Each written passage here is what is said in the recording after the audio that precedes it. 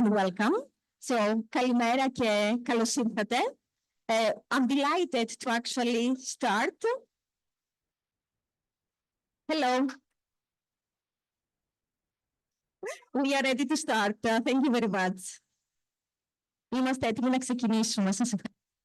To start, so thank you. Today's keynote discussion, and since we are running a little bit out of time, I would like to first start by presenting our keynote speakers. So joining us online from the European Commission in Brussels, we have Ms. Lucie Davoine, Deputy Head of the Unit for Disability and Inclusion. May we have Ms. Davoine, please, on the screen? And also coming from Spain, we have Mr. Cristóbal Miralles Insa, Director of the Valencian Chair for Innovation in Social Services, and also full professor at the Universitat Politécnica de Valencia. Thank you very much for joining us. As we are waiting for Ms. Davoine to join us online, I would like to just make a short introduction about the discussion today. So we thought that it will be a very nice way to start with these two speakers, because this way we can have both insights from both policy and research. For that, we have a representative from the European Commission, and also we have a representative from the academic world in order to tell us on how both policy and research can contribute in advancing employment for persons with disabilities. So we will first start from the policy side, and we are waiting for Ms. Davoine to join us online for that. Good morning to all of you. Do you hear me? Yes, we hear you very well, and now we see you as well. Thank you very much for joining. Thank you. Thank you for the invitation, and thank you for inviting the Commission to present its own policies on employment of persons with disabilities. I am absolutely sorry that I cannot be with you today, but I've already been inspired by the presentation of ministers, and I'm glad that there is such a commitment across Europe to this topic. So let me start by reiterating that the rights of persons with disabilities are absolutely central for equality policies, but also for employment policies that we are implementing under the current commissions. The European Union and all member states are parties to the UN Conventions on the Rights of Persons with Disabilities. In addition, disability rights are underpinned by important EU legislation, such as the Employment Equality Directive, the European Accessibility Act, and most recently, the European Disability Card Directive, which has been officially adopted by the Union on Monday this week. So we have an important arsenal pieces of legislation to support the employment of persons with disabilities and, more importantly, all their rights. To advance with the Union of Equality, the Commission adopted in 2021 the Strategy for the Rights of Persons with Disabilities, with an objective to improve the lives of persons with disabilities in the EU and even beyond. The strategy underlines that participation in employment is the best way to economic autonomy and social inclusion, and that is why the strategy put forward a dedicated initiative on employment, which is called the Disability Employment Package. The package does not create new rules. We have already an employment equality directive that provides the right to non-discriminations and the right to reasonable accommodation. And it doesn't add any bureaucracy. On the contrary, the objective is to systemize the information, guidance, and practices on labor inclusion of persons with disabilities. And its second objective is to fight stereotypes about persons with disabilities and misconceptions about the cost of reasonable accommodation, about the cost of support measures. Often the measures facilitating The retention of persons with disabilities at work are not costly at all and require minor adaptations of working schedules or workstations. In this sense, the package aims to provide easy-to-use guidance and examples for employers. It also aims at collecting and disseminating existing good practices that are replicable to support employers so that they will not have to search for information or develop practices from the scratch. What we have learned throughout these 3 years of development and rollout of the disability employment packages is that many initiatives exist across Europe and even beyond that could be used, that could be a source of inspiration, and that could allow us to step up our efforts and make the rights to employment a reality. The diverse guidelines cover all stages of employment, from recruitment, hiring, retention of persons with disability in employment to return to work. I will mention a few of these guidelines. We have first a toolkit for public employment services developed with the Public Employment Services Network, which focused on guidance for inclusive, accessible recruitment process and active labor market policy measures. We also have a lifelong guidance for persons with disability developed by CEDEFOP, which is actually based in Greece. And we have also the catalog of hiring practices which provides over 50 examples of inclusive and accessible hiring of persons with disability. So there is a strong focus in the package in entering the labor market and entering and finding a job for persons with disabilities. One of the key guidance that we have is the guidance on reasonable accommodation, which explains the legal obligation that exists at European level, the roles and responsibilities, as well as the different stages of employment where reasonable accommodation should be implemented. In addition, we have a manual on management of chronic disease and disability in the workplace. And finally, a study on alternative models of employment. These sets of guidance are targeted to the different stakeholders that should be involved in promoting the employment of persons with disabilities.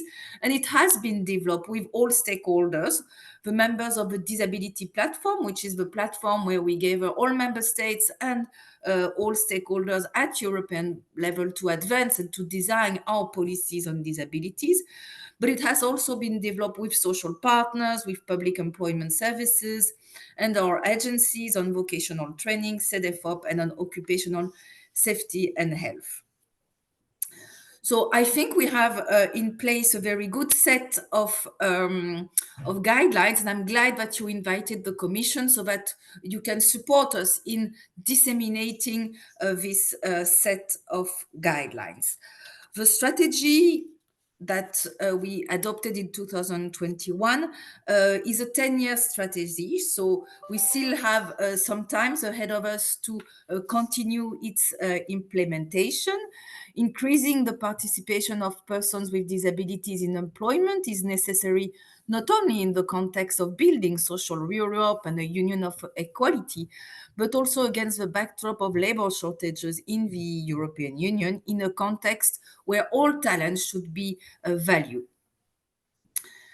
And we know this is a major significant issue. It's not a niche topic. There is a large prevalence of persons with disabilities among EU working population. According to our statistic, it's close to 20%. To this end, the strategy invited the member states to set up employment targets for persons with disabilities by 2024, so this year. And we are currently discussing internally with the member states how to put this call into practices. We are also working on the transposition of the European Accessibility Act, and we are supporting member states with a resource center on accessibility, which is called Accessible EU. As it was said by previous speakers, by ministers, accessibilities of our cities, of our enterprise, of our organization is crucial to ensure that persons with disabilities can access the labor market. We are now working on a progress report on the implementation of the strategy, and we are preparing for the next steps under the new College of Commissioners. And we are, as you know, in a transition phase at European level. I trust that there will be many opportunities to work together on promoting the rights of persons with disability and making the Union of Equality a reality for everyone. And I would like to invite all of you to read and disseminate the disability employment package. Some of the guidelines are actually available in all national languages. And I would like to wish you a great conference for today. And thank you again for your invitation.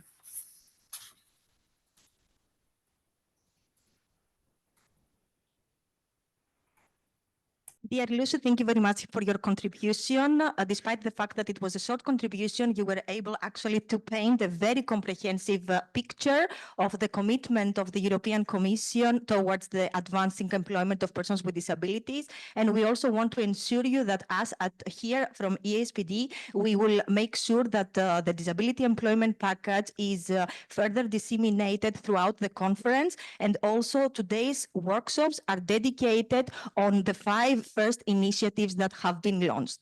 Thank you as well for also letting us know about your commitment and the future, what is in the horizon, and that you will continue working on this. And we are looking forward to the 6th initiative of the package, and also in the future work of the European Commission on that. Thank you very much for joining us today.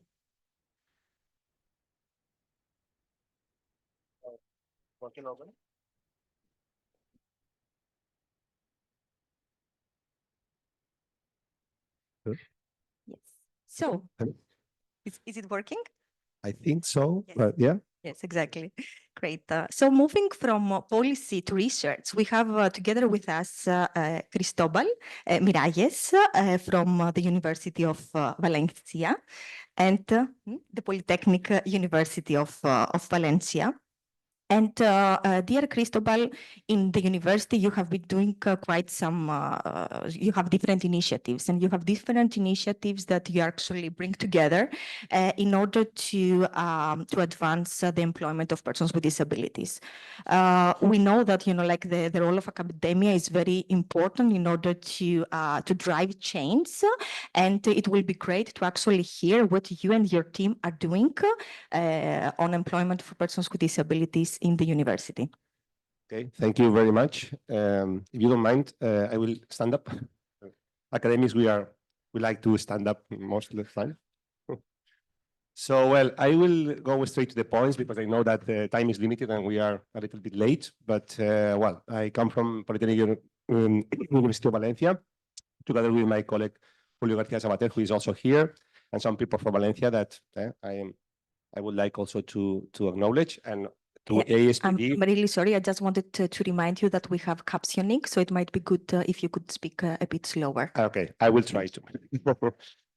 Well, so thank you very much. It's an honor. Thank you to EASPD for this invitation to give, well, some basic ideas, some core ideas that I think are important. I'm happy that just before me, we had this kind of, well, set of whole of institutional announcement for new regulations, new frameworks for supporting this. So what do we have? Well, what can we do from the university? The point is this, is that we still have this kind of super big gap on employment.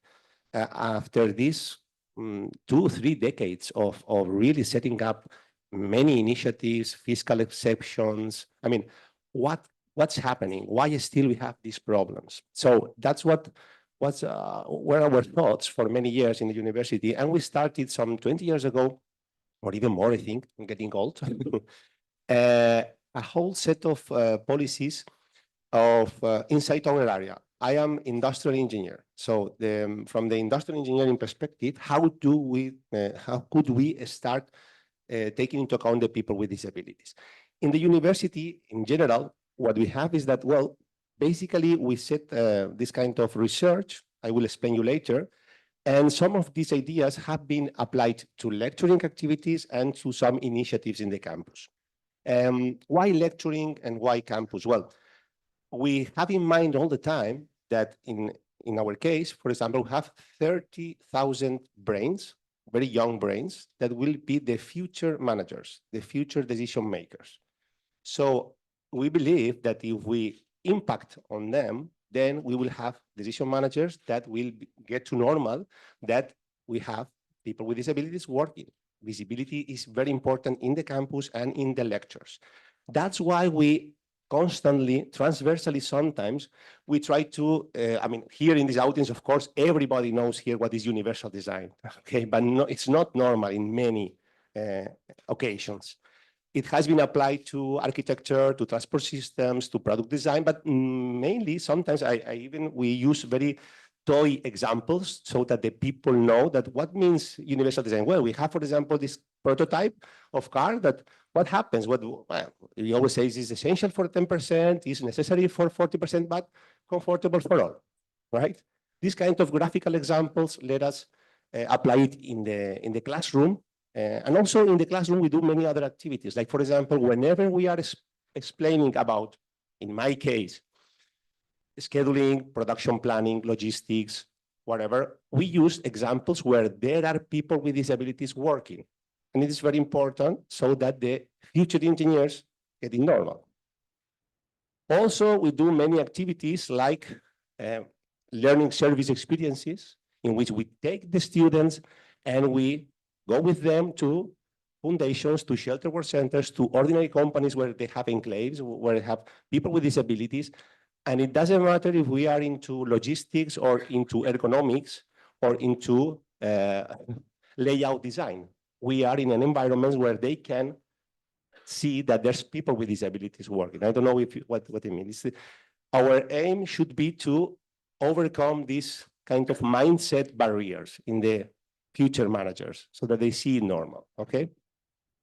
So second thing is that also in the campus, not only in our lecturing activities, we also have some initiatives. Some initiatives that we have a kind of shelter work center in which some of our ideas of research have been applied. For example, I mean, the campus is very big. This is the campus. And what we do is launching always very visible activities. People with disabilities, some of them with mental and physical, both, they are all the time in the campus washing the cars of the personnel, and they know with flowers, with watering plants, with posts here and there, with collecting the exams and confidential stuff to the personnel. They are all the time in the campus so that the students also see it normal that there's people working in the campus. It's another way of impacting that, okay? By the way, there's a very curious, also a special one, which is also we work in collaborations with farmers to provide ecological baskets of fruits and vegetables to the professors and students that they want, and provided by people with disabilities. And also, by the way, I didn't mention for these initiatives, both in the institutions like Espurna or other shelter work centers, or we very often imply the students through master theses, grade theses, which are devoted to this, which is very important. For example, we have been recycling wheelchairs, all wheelchairs, for make the trolleys, the trolleys that are delivering the fruits or these kind of things, okay? It's only some ideas. But well, I was mentioning, and also the design of the app applications, for example, was very curious because it was also universal design principles applied. We had to, we were facing the challenge that the mental handicapped people was very difficult for them to, and we end up in an application very easy to use, very user-friendly, okay? So this is the message that was important to note. And about research, well, I don't know if I can, if I know that she has some other question, but okay. Yes, so thank you very much for this comprehensive picture, because it's actually truly interesting to see how you are like combining and how these like different activities are interconnected. However, something that really like inspired me is how you are dedicated in actually equip the future managers, the people that in the future will actually be the ones hiring persons with disabilities, with the knowledge, with the awareness, but also with the skills. So I think this is something that it's really inspiring and a great initiative that you have been working with, which also our audience can get inspiration from. However, I know that in particular, there is a method, a concept, I don't know, a practice, an approach, I don't know how to actually describe it, that you are working on. Of course, you are working on the design of accessible workplaces, and this is part of it. So specifically, you have been working on inclusive operations management. So it will be great to actually tell us more about what it is. And at the same time, I know that you have prepared some truly inspiring examples to share with us on how businesses have actually adopted and what impact did that had in their work. I will stand up again.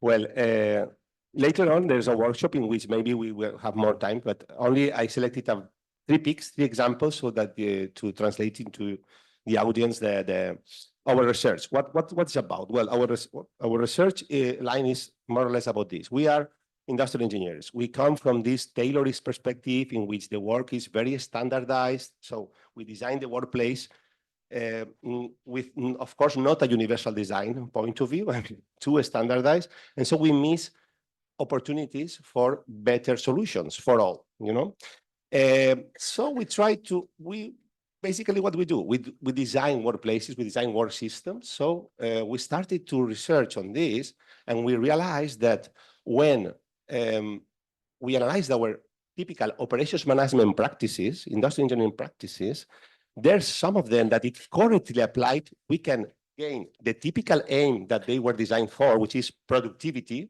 but also inclusiveness.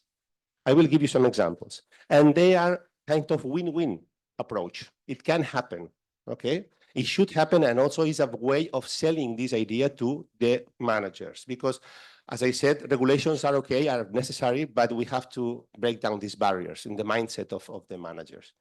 So the practices should be so simple, so economic, so efficient that employers have no more excuses. And I will show you with three examples. So basically what we have is that there's a whole set of operations management. I went directly, for example, the 5S. 5S, I don't know if you know, some raise hand who know who is the methodology of 5S. Can you raise hand? Okay. It's a Japanese methodology to have a better environment for work, I mean, more stable, more efficient, more clean, okay? Imagine, for example, that we have this.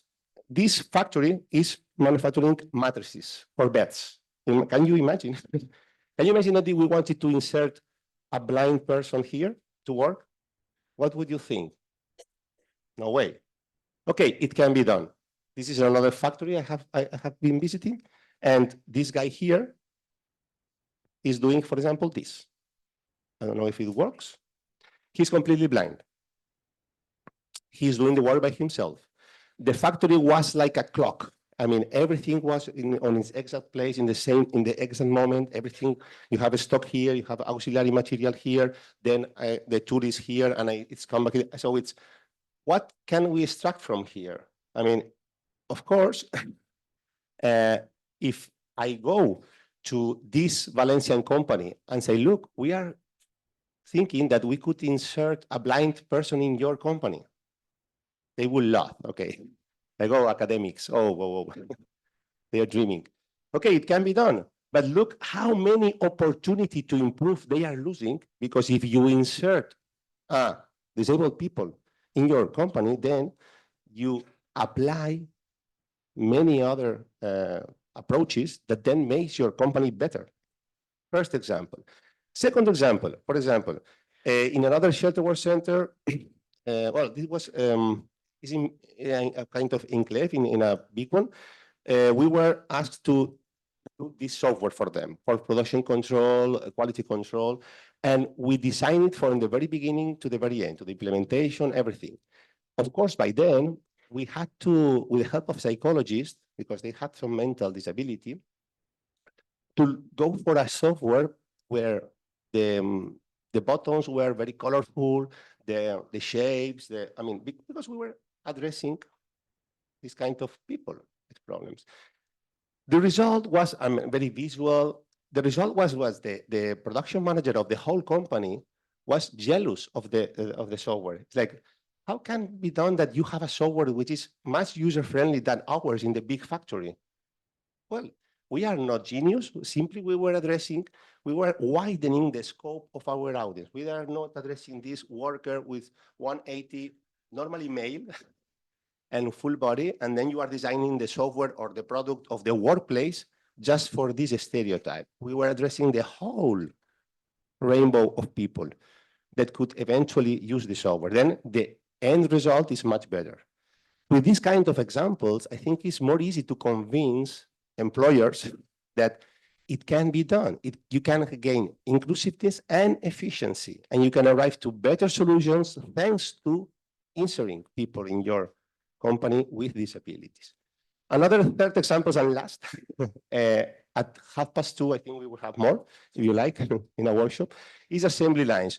We set up these experiences in many productive scenarios. Why assembly lines when we have people with disabilities? Because the division of work in single tasks enables that somehow disabilities can become invisible. We can assign better what anyone can do better. Okay, so we have done this quite often. And for example, the very first case study we've done some decades ago, we passed from from an individual workplace for manufacturing interrupter, magnetothermic interrupter, a very complicated device, was in a kind of individual workplace. Of course, impossible for most people with disabilities. But what we did a re-engineering process in which we set up 7 workstations assembly line in which the 7 people could be assigned to those tasks that could perform better. This way, we got a lot of inclusiveness there and a lot of efficiency. And look about the end of the story, which is again the same. This Shuttleworth Center was working for Schneider Electric.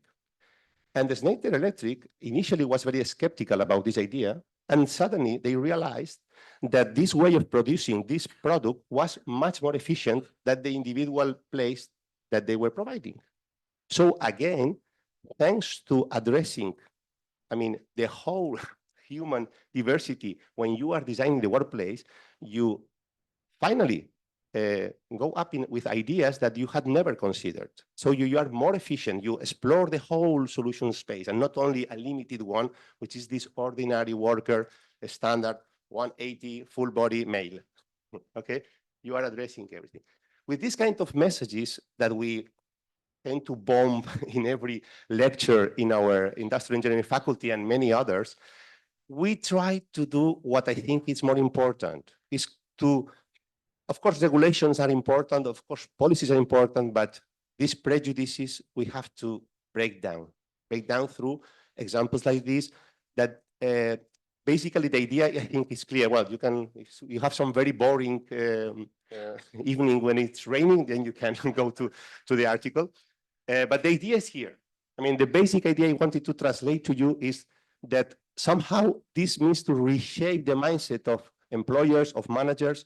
This is not a legal or moral imposition. This should be an opportunity to improve. Only if you will sell this idea that is an opportunity to improve, then we will get these figures, these sad figures of unemployment we saw at the beginning decrease. Okay, that's the initial.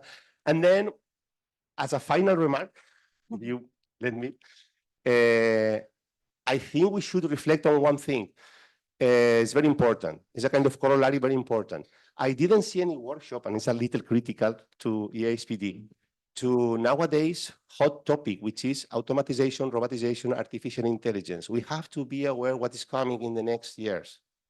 I mean, because many of the employments, unfortunately, for many people, the only possibility for them is manual tasks, repetitive tasks, easy tasks, which is precisely those that are more replaceable. And so we have a very big challenge there. We should reflect on that. Look at the International Federation of Robotics, this year's statistics. Look at the annual installation of robots we are having. So this is a final remark, which I consider is important. Okay. Thank you very much.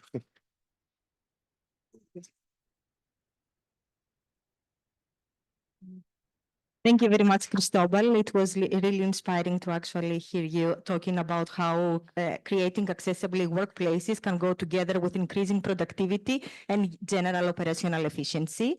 And at the same time, we accept the criticism and we keep it. We are going to reflect on it. And indeed, it's a great, I think, last thing to reflect on, not just for us at EASPD, but I think for the whole audience. So thank you very much once again, both to you and also to Ms. Lucie Davoine joining online. And thank you all for your participation.